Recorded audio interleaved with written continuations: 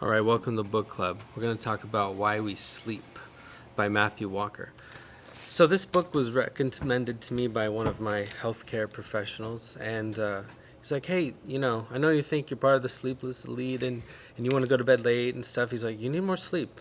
You need to look at like 7 hours. There's a lot of benefits to getting more sleep.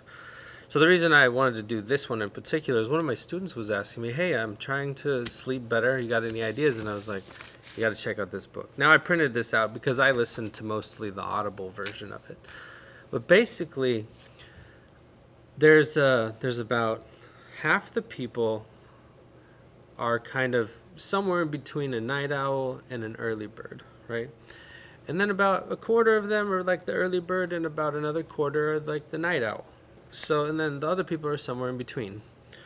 So, but we have this 8 to 5 work schedule, which has dramatically changed due to the pandemic, but at the same time, we're still kind of applying prior constraints to it. And now there's talk about starting schools in California for high schoolers no earlier than 8:30 a.m., which is interesting, though, because in some of the Hattie's strategies, they talked about how school start time didn't really make a huge difference.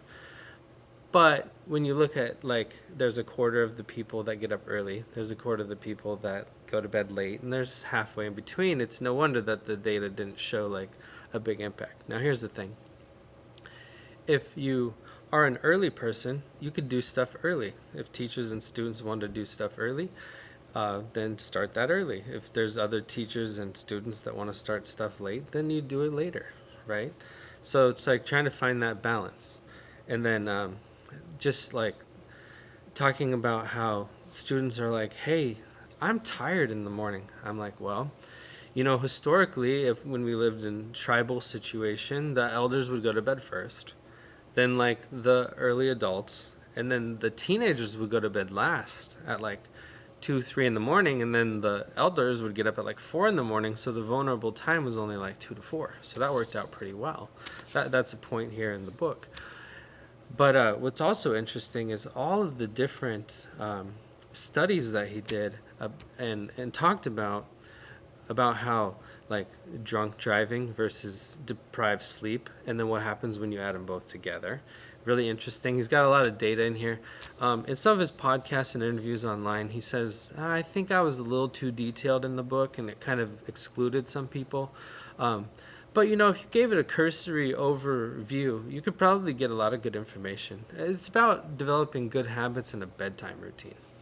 So students are asking about this because they're like, I woke up at 7 and I'm exhausted. I'm like, it's because you're not getting that last NREM cycle. You're cutting it short because you stay up late and then you got to get up early.